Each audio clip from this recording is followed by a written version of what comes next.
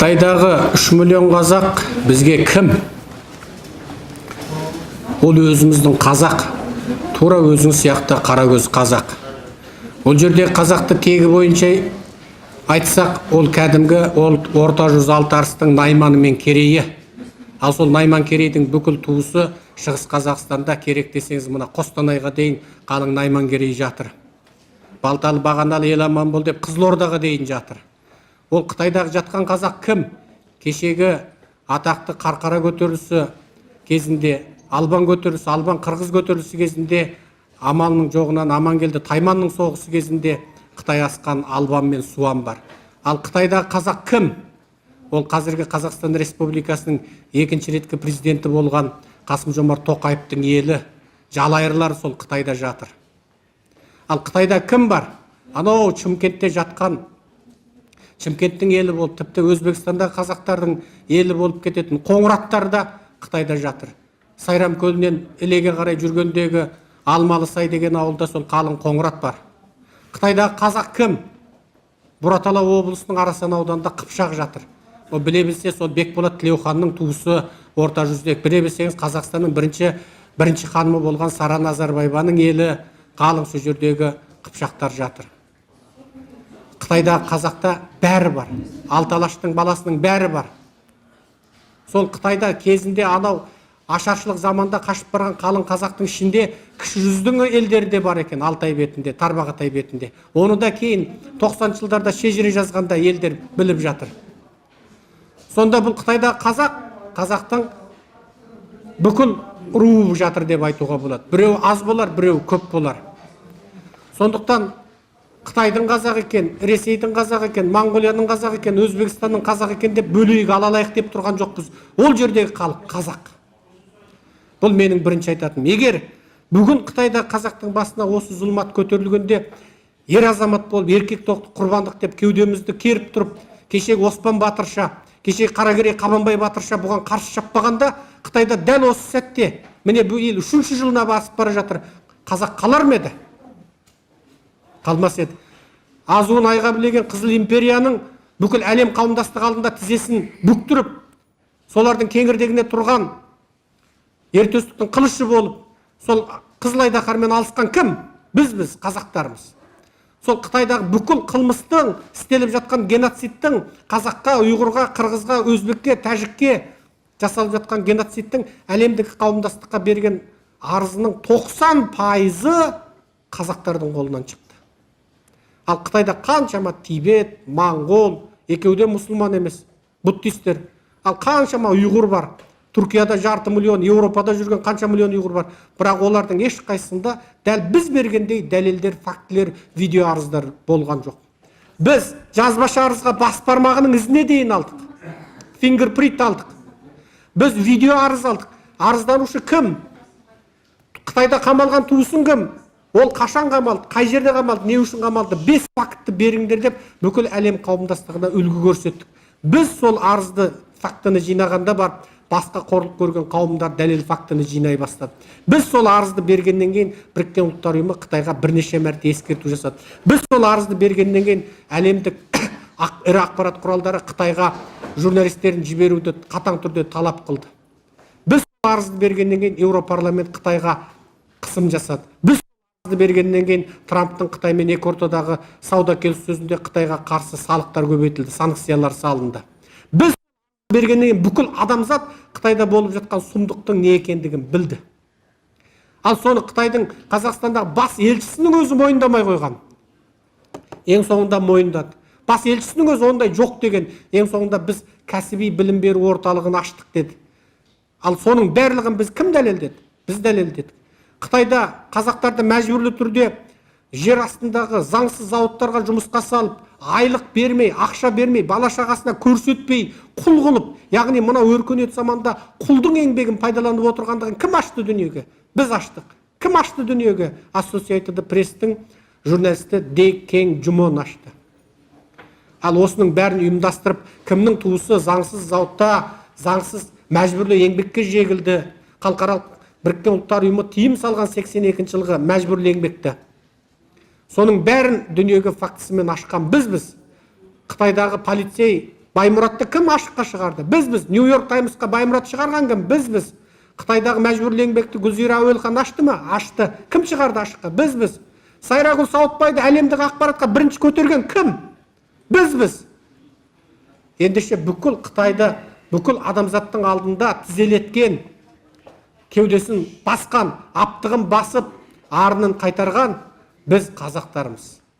Сол айналайын қазақ, батыстың қазағы бол, Қызылорда, Шымкент, Жамбыл, Тараздың қазағы бол, солтүстіктің қазағы бол, мейлі орыс қазақ бол, мейлі қазақ тілді қазақ бол, сен қазақсың. Ендеше біз сол қазақтың мүддесін қорғағанымыз үшін біз айыптымыз ба? Бізді өстіп ұстап отырған Қазақстан Республикасындағы осы заңды белшесінен басқандардың ісіне ендеше сен үнсіз қарап тұрасың ба? Бүгін сен Қытайдағы қандасыңды қорғай алмасаң, бүгін сен сол Қытайдағы қандастардың құқығын қорғаған Серікжан Біләштің ісіне немқұрайды қарап көзіңді жұмсаң, ертең осы қорлық сенің балаңның басына келеді. Бүгін сен Қытайдағы қазақтың мәселесін әлемдік қауымдастыққа жеткізе алмасаң, ертең сенің балаң, сенің ұлың, сенің немерең Қытайдың қолында құл болады. Бала шағаның бауыр бүйрегін кесіп, сатып, бүйрегін $260,000, бауырын $320,000, ең керегі терісінің әр квадрат сантиметрін $5 сатып жібереді.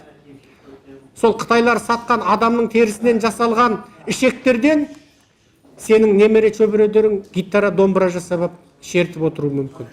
Қытайдың пипасын шертіп отыруы мүмкін.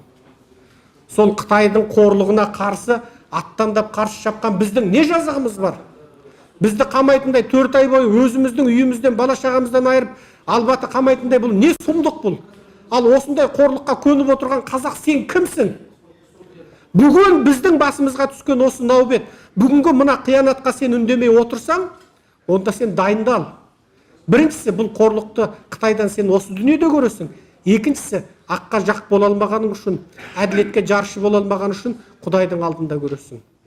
Дәл бүгін осы қорлыққа, егер біздің аталмыш діндарларымыз, имамдарымыз, аталмыш тақуадарымыз, аталмыш жәннаттың куәлігін қолына алып алған, билетін қолына алып алғандарымыз бүгін дұға жасаудың өзінен қорқып бұғып отырсаң, онда сенің сол дұға жасауған, қорыққан, ақты ақ дей алмаған тілің ертең тозаққа өртенуге дайын. Себебі ешкім соңғы пайғамбар Мұхаммед пайғамбарымыз саллаллаху алейхи уассалам және оның сахабаларының атаулы, санаулы сахабаларынан өзге ешкім кімнің жәннаттық, кімнің тозақлық екенін білмейді. Біз бар болған ақиқатты айттық. Біз бар болғаны шындықты айттық. Біз бар болғаны қандасымызға араша түстік. Біз тіпті сол жерде қамалған қазақтардың көбі Қазақстан Республикасының азаматы, немесе Қазақстан Республикасының азаматының әлі азаматтық алып үлгермеген бала шағасы. Халықаралық заң бойынша ол да қорғалуға тиіс. Ендеше бір мемлекет істей алмаған жұмысты, бір министрлік істей алмаған жұмысты істеген біздің жазығымыз не? Мен ештеңеден өкінбеймін. Қорықпаймын да осы істегенме. Мүмкін бала шағам, туыс туғаным қиындық көріп жатқан шығар. Мүмкін менің туыстарыма дейін қазір 24 сағат аңдуда біліп отырмын. Бірақ менің туысымның жаны, менің інімнің жаны, менің әпкемнің жаны, менің жездемнің жаны, менің қатын бала шағамның жаны сол жердегі 3 миллион қазақтан артық емес.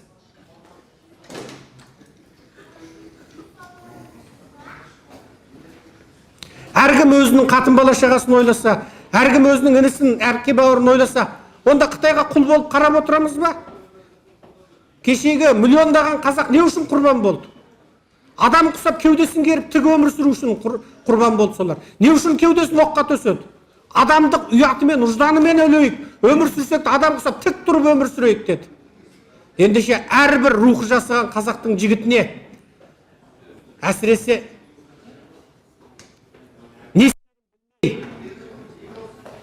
сабырлылықты, көмпістікті, сабырлылық деп адасып жүрген, немесе өз көнуді, ойбай дұға жасайық деп өзін өзі алдап жүрген, лағнет шайтанның уәсуасына түсіп жүрген, аққа жақ бола алмайтын, шындықты кеудеге керіп айта алмайтын әрбір қазаққа айтатыным, бүгін сен мәудеуге жарамасаң, онда дайындал.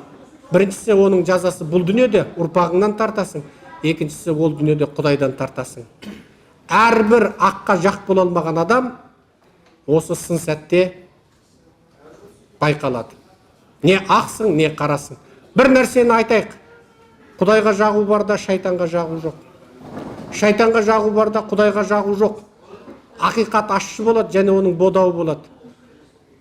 Әр адам егер өзінің титтей ғана бір мүддесі деп жұмысымнан айырылам, маған ана кедергі, мына кедергі десе, онда мәңгі бақи құлдыққа дайындала бер. Мәңгі бақи тозаққа дайындала бер. Мен өкінбеймін. Мен өзім ұсталатынымды баяғыда білдім. Маған қаншама ескерту берілді. Қаншама қоқан-лоққы жасалды. Сайрагүл Сауытбайдың сотына бара жатқанда бізді өлімге де қастық жасауға, өлімге жіберуге тырысты. Машинамыздың алдында КамАЗдың 2 домкраты қойды. Машинамызды газ мылтықпен атып, атты артқы доңғалағын артымыздан. Соның бәрінде аман қалдық. Қаншама ескерту, қоқан-лоққы болды. Туыстарымызға қаншама қысым жасалды. Қытайшылдардың қаншама үрейлендіруіне тап болдық. Осы күннің боларын білдік. Өкінбеймін. Маған десе мені 100 жылға соттап жіберсін. Осы бетімнен қайтпаймын. Ендеше менің халқыма, артымнан ерген бауырларыма, және мені қолдаған барлық ақсамайлы әжелер, ақсақалды аталарға, әрбір қарындас әпкелерге, іні бауырларға, ағаларға айтатыным, ұлттың мүддесі мәңгі бақи бірінші орында тұрсын. Құдай берген жанды Құдай алады. Бәріміз өлеміз. Біреу 60-қа кеп өлер, біреу 80-ге кеп өлер, біреу қыршыннан қиылар. Ол маңызды емес. Маңыздысы сенің кім болып өмір сүргендігіңде. Сенің ұзақ өмір сүргендігіңде емес. Сенің кім болып және қандай өмір сүргендігің ол ең маңызды. Сондықтан әрбір қазаққа айтам, оян, басыңды көтер.